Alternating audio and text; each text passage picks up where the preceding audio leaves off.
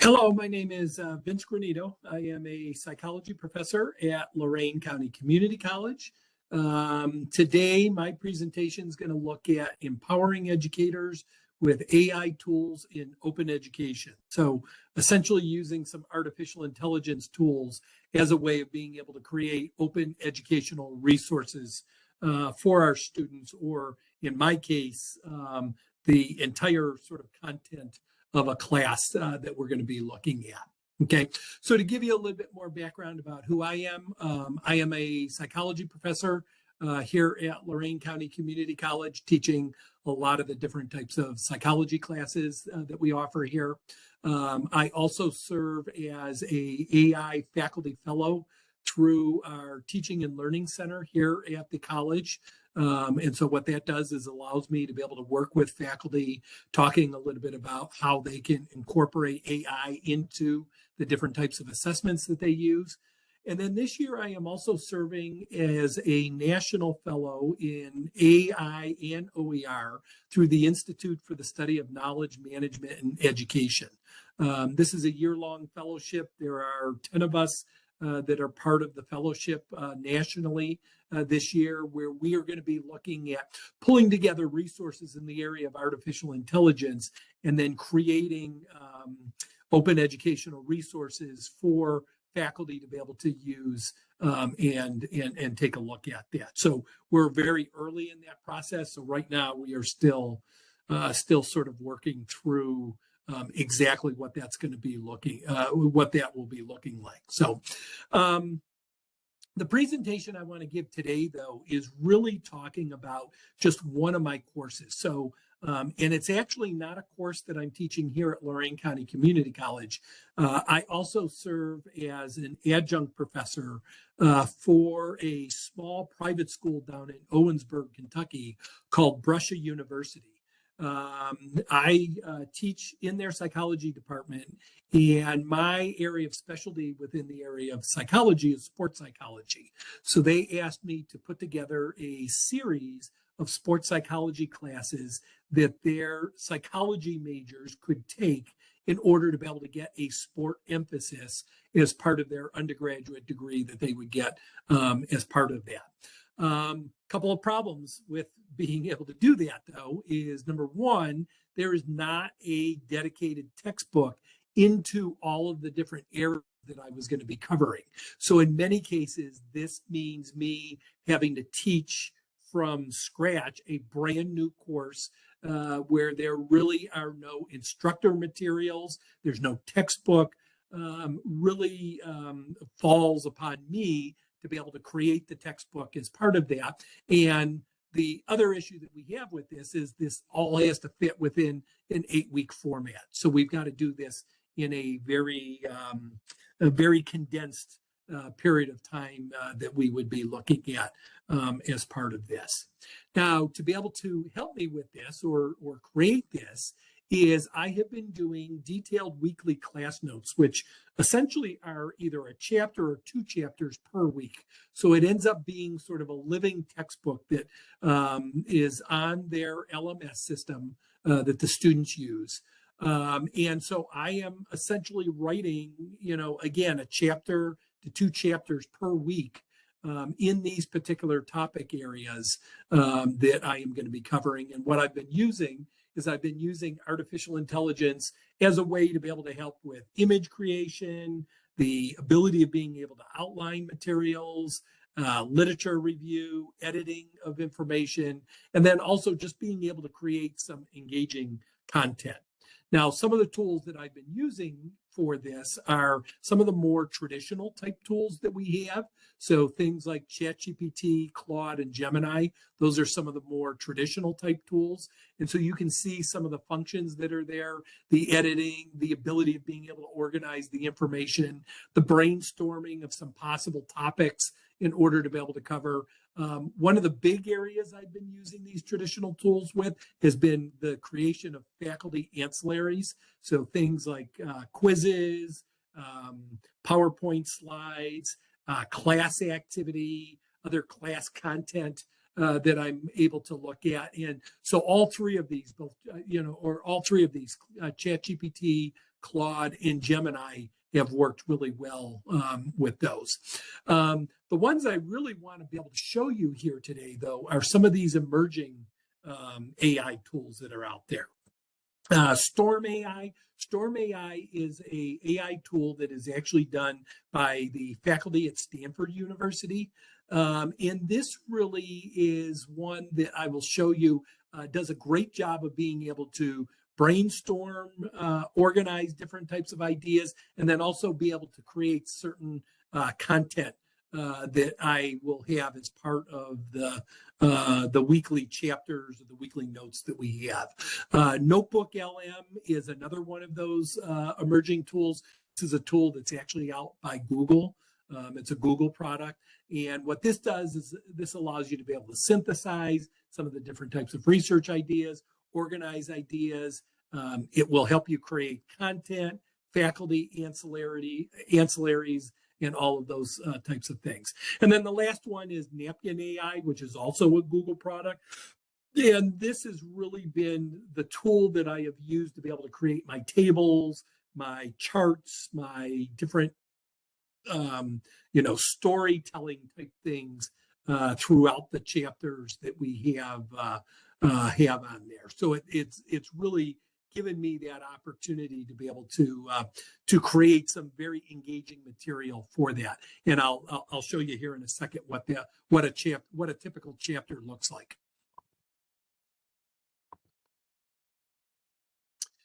Okay, so this is a copy of one of the weekly chapters that I have. Every week I start with an image related to whatever the topic happens to be for that particular week. Again, the images, I use AI as a way of being able to create these images. I have a set of learning outcomes that I have for the particular week. Again, I use some of the more traditional ChatGPT, Claude, Gemini as a way of being able to help create these learning outcomes. And then what I have is I have the information sort of organized in sort of like a chapter format where the students then would go through all the different information. The organization of each of these pages is actually suggested by artificial intelligence tools. So I use it as a way of being able to say, okay, here's the content I want to be able to cover. What's the best way to be able to present this? How would it best be organized and sort of presented in a chapter format? And so it gives me some good information in order to be able to do that. And so you can see this is one of the chapters that we did where we were looking at social media use and technology use in the area of sports and fitness and things like that. So again, a lot of this content stuff is stuff that I created, but then some of this is a synthesis of some of the review of literature stuff that I've been able to pick up based on, again, the use of the AI tools in order to be able to get to some of those areas. I wanted to be able to show you, here's an image that I was able to create. So one of the tools I'm going to show you is Napkin AI. And this was actually created with Napkin AI. I basically took the information, the content information that I had in there and asked it to create an image for me. Okay, I think I have another one here. Yeah, so this is another image that I have. And again, so these are all original images that I created through the use of the artificial intelligence tools, and then use it as a way of sort of engagement for my students in this open format. So you can see some of the other things down here towards the bottom of the chapter. I get into like an ethical reflection. So there are some review questions that students can get into. This gets into some critical thinking activities. And again, some of these critical thinking activities, I use the artificial intelligence tools such as ChatGPT, Claude, and Gemini to help sort of flesh out some of the ideas that we use as part of that. So the next thing I want to do is I want to show you at least some of these new emerging tools that are out there. Okay, so the first tool we're going to look at is what is called Storm AI. This is a free tool. Again, it is created by the the faculty at Stanford University. So this just gives you, you can see it's set up like a traditional AI sort of page where you put in the information that you wanted to be able to create, and it will create either a outline of some information, so sort of like a review of literature tool, or it will actually create a Wikipedia type article for you. So again, since the chapter that I showed you was the area and the information on technology and social media use, this is a Wikipedia article that I helped it sort of create. Notice it's got references and things as part of that. So I can either publish this as a standalone content that I would be able to give to my students for my students to be able to look at, or it's something that that maybe I would take some of the pieces out of this and then use this as a way of being able to incorporate it into the chapter that I'm actually doing. And so it goes through, it does a pretty nice job. You've got an outline over here on the side of all the areas in which you can look. So again, this is one of those emerging tools that has been really valuable in terms of being able to focus on those types of things.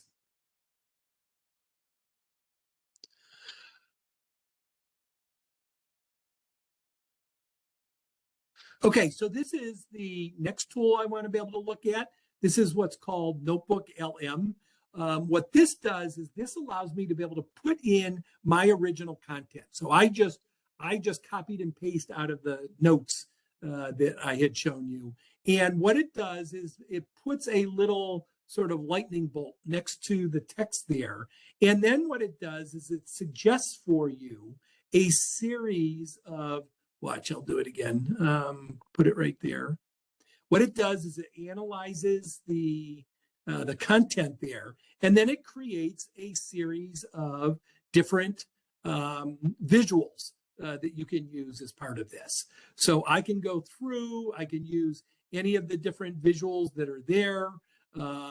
If I choose a visual, let's say I decide to use this visual here as one that I'm going to look at, I can go into it and it'll change sort of the different styles that I use.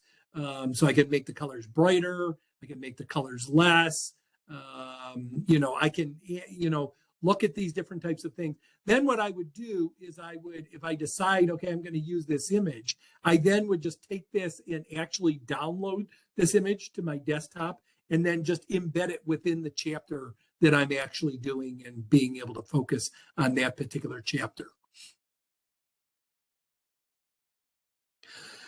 Okay, so the final tool I want to look at is something that's called Notebook LM. Again, this is a Google product, so this is something, what this allows you to be able to do is to add different types of resources. You can add up to 50 different resources. A couple of things that you can put in here are PDFs. So if you've got PDF articles and things like that, you can put that in. You could put YouTube videos in here. You could put websites in here. You could put Google Docs in here. So just a wide variety of different types of things. And then from there, once the resources are in here, this now allows you to be able to create a number of different types of things. So for example, based on the information that's in here, I can create a mind map. And so it will actually allow me to be able to create a mind map that I could then share with my students and use as part of that. Maybe I might cut that out and actually use it as part of the thing. So there's the mind map that I would have as part of this. I can create a study guide. So if I'm put together this will create me the ability of being able to look at different types of things. So there's short quiz questions that you can get from this, and then the answer keys. So I can then download that and actually put that up as a resource that I would put as part of my class that I would be looking at. I can create a question and answer piece as part of this. So if I were to go in There it is. It's done. It gives me then a series of different types of questions and then gives me the answers. So I can cut and paste this and use that as a basis for this. The other cool thing that it really does, and I'm not going to be able to show you this because it just takes too long to create, is it will actually create an AI podcast. So 2 AI voices will talk about and summarize all the different types of resources that you have in there. So again, if you have to build a class from scratch and you've got a lot of different types of open resources, this might be a great way to be able to sort of organize that stuff and pull all that information together. So hopefully it helps you understand a little bit more how artificial intelligence tools can be used to be able to create, especially content from scratch, and being able to look at that. There's my email address. Feel free to contact me, and I'll be more than happy to provide you a little bit more information. Thanks. Bye.